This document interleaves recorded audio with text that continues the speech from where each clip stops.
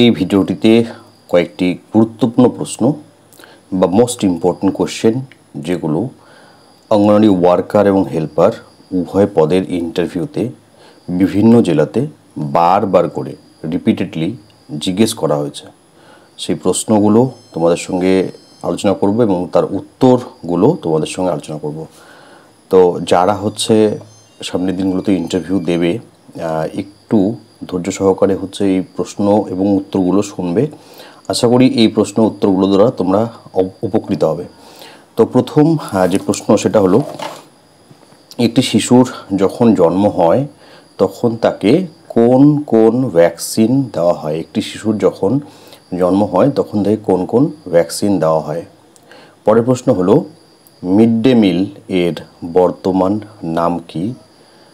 তারপরের প্রশ্ন হলো, পোষণ ট্র্যাকার কি? পোষণ ট্র্যাকার কি? এরপরের প্রশ্নটি হলো, বিসিজি এর ফুল ফর্ম কি? নেক্সট কোশ্চেন, আরটিই এর ফুল ফর্ম কি? পরের প্রশ্ন হলো, ইউনিসেফ এর ফুল ফর্ম কি? নেক্সট কোশ্চেন হলো, সস্তার পুষ্টি বলতে কি বোঝায়, অথবা সস্তায় পাওয়া যায় পুষ্টি এরকম একটি খাদ্যদ্রব্যের নাম বলো। নেক্সট কোশ্চেন হলো, মিড ডে মিল এর জনক কে এবং কত সালে মিড ডে মিল সারা ভারতে চালু হয়? Next question, ELISA ELISA ELISA এর ফুল ফর্ম কি? ECC এর ফুল ফর্ম কি? মাতৃযান প্রকল্পের যে হেল্পলাইন নাম্বার সেটি কত? তো এই প্রশ্নগুলোর উত্তর তোমাদের সঙ্গে শেয়ার করব। একটু ধৈর্য সহকারে প্রথম থেকে শেষ পর্যন্ত শুনবে, উত্তরগুলো কাজে লাগবে। প্রথমে যে প্রশ্নটির উত্তর আলোচনা করছি তা হলো, শিশুদের জন্মের পরপরই কোন কোন ভ্যাকসিন দেওয়া হয়? তো এই প্রশ্নের সঠিক উত্তর হলো, শিশুদের জন্মের পরপরই হেপাটাইটিস বি ভ্যাকসিন দেওয়া হয়, BCG ভ্যাকসিন দেওয়া হয় এবং OPV অর্থাৎ ওরাল পোলিও ভ্যাকসিন OPV দেওয়া হয়। BCG ভ্যাকসিন দেওয়া হয়, OPV ভ্যাকসিন দেওয়া হয় এবং হেপাটাইটিস বি ভ্যাকসিন দেওয়া হয়। এটা জন্মের পর যত দ্রুত সম্ভব এটা শিশুদের দেওয়া প্রয়োজন। এই প্রসঙ্গে বলি, BCG এর ফুল ফর্ম কি? তো BCG এর ফুল ফর্ম হলো ব্যাসিলস ক্যালমেটি গুয়েরিন। ব্যাসিলস ক্যালমেটি গুয়েরিন হলো BCG এর ফুল ফর্ম। নেক্সট যেটা ছিল কোশ্চেন একটা, মিড ডে মিল সারা দেশে কবে চালু হয়? তো মিড ডে মিল সারা দেশে চালু হয়েছে 1995 সালে এবং মিড ডে মিলের জনক বলা হয় তামিলনাড়ুর প্রাক্তন মুখ্যমন্ত্রী কে কামরাজকে, যিনি 1962 সালে তামিলনাড়ু রাজ্যে প্রথম মিড ডে মিল প্রচলন করেছিলেন।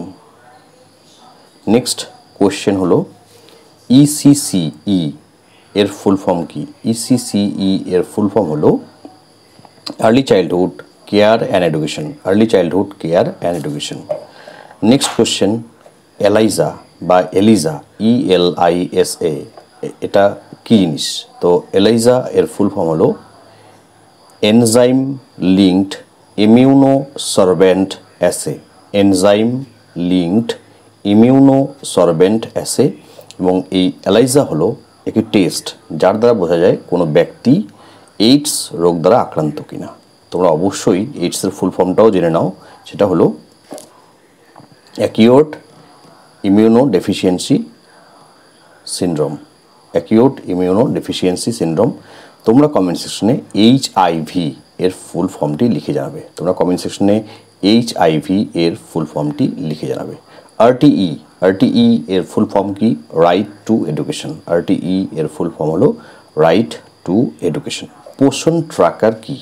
পোষণ ট্র্যাকার হলো অঙ্গনওয়াড়ি কর্মী সহায়িকা বা অঙ্গনওয়াড়ি কর্মীদের জন্য ব্যবহৃত হয় একটি অ্যাপ, যার দ্বারা অঙ্গনওয়াড়ি কর্মী তার যে সেন্টারের সমস্ত তথ্য তা সেই অ্যাপের মাধ্যমে তার উচ্চতর স্তরগুলোতে পাঠাতে পারেন। একদম টপ মোস্ট লেভেল পর্যন্ত তথ্যগুলো চলে যায় এই পোষণ ট্র্যাকার অ্যাপের মাধ্যমে। মিড ডে মিল এর বর্তমান নাম কি? তো মিড ডে মিলের বর্তমান নাম হলো পিএম পোষণ। পিএম পোষণ হলো মিড ডে মিলের বর্তমান নাম। প্রোটিনের অভাবে হয় এরকম দুটি রোগের নাম উল্লেখ করো। প্রোটিনের অভাবে হয় এরকম দুটি রোগের নাম হলো ম্যারাসমাস এবং কোয়াশিয়ারকার। ম্যারাসমাস এবং কোয়াশিয়ারকার প্রোটিনের অভাবে হয়। জেরপ্থ্যালমিয়া ও ক্যারাটোম্যালেশিয়া। জেরপ্থ্যালমিয়া ও ক্যারাটোম্যালেশিয়া টোড স্কিন ভিটামিন এর অভাবে হয়। এছাড়া নাইট ব্লাইন্ডনেস বা রাতকানা রোগ, সেটাও ভিটামিন এর অভাবে হয়। তোমরা প্রত্যেকটি ভিটামিনের যে অভাবজনিত রোগগুলো রয়েছে সেগুলো সম্পর্কে জানবে, অবশ্যই জানতে হবে, সেগুলো কিন্তু জানতেই হবে। আমরা আমাদের শরীরের জন্য প্রয়োজনীয় আয়রন কোথা থেকে পেতে পারি? আমরা আমাদের শরীরের জন্য প্রয়োজনীয় আয়রন কোথা থেকে পেতে পারি? তো শরীরের জন্য প্রয়োজনীয় আয়রন যেমন মাংস থেকে পেতে পারি, ঠিক তেমনই হচ্ছে কাঁচকলা, কচু শাক থেকেও এবং অন্যান্য যে কোনো শাকসবজি থেকে আমরা আমাদের শরীরের জন্য প্রয়োজনীয় আয়রন পেতে পারি। একটি হলো ডিম এবং অপরটি হলো সয়াবিন। একটা কোশ্চেন বলেছিলাম যে সস্তার খাদ্য বা সস্তায় পুষ্টিকর খাদ্য এরকম একটি উদাহরণ দাও। তাহলে সয়াবিন হচ্ছে সস্তায় একটি পুষ্টিকর খাদ্য, কারণ যেহেতু সয়াবিন এর মধ্যে সমস্ত ধরনের খাদ্য উপাদান রয়েছে, প্রোটিন রয়েছে, ফ্যাট রয়েছে, কার্বোহাইড্রেট রয়েছে, মিনারেলস রয়েছে, ভিটামিনস রয়েছে, ওয়াটার রয়েছে, সমস্ত ধরনের খাদ্য উপাদান থাকার জন্য সয়াবিনকে সুষম খাদ্যের তালিকায় রাখা যায় বা রাখা হয় বা রাখা হয়েছে। তো এই সয়াবিন অত্যন্ত কম দামে আমরা পেতে পারি। তো সয়াবিন হলো একটি কম দামের মধ্যে ভালো মানের খাবার। আশা করি প্রশ্ন উত্তরগুলো তোমাদের ভালো লেগে থাকবে। এরকমই প্রশ্ন উত্তরের জন্য চ্যানেলটিকে অবশ্যই ফলো করবে। যে প্রশ্ন করেছি সেটার উত্তর কমেন্ট সেকশনে কমেন্ট করে জানাবে। যারা চ্যানেলটিকে সাবস্ক্রাইব করনি সাবস্ক্রাইব করবে। দেখবে তোমাদের ইন্টারভিউয়ের জন্য যত ধরনের প্রশ্ন রয়েছে সবগুলো তোমরা আমার চ্যানেল থেকে পেয়ে যাবে। আর যাদের নোটস প্রয়োজন রয়েছে তারা অবশ্যই হচ্ছে স্ক্রিনে দেওয়া নাম্বারে আমার সঙ্গে যোগাযোগ করবে। লিখিত পরীক্ষার নোটসও পাবে, তোমরা ইন্টারভিউর জন্য প্রয়োজনীয় নোটসও পাবে। ধন্যবাদ সকলকে।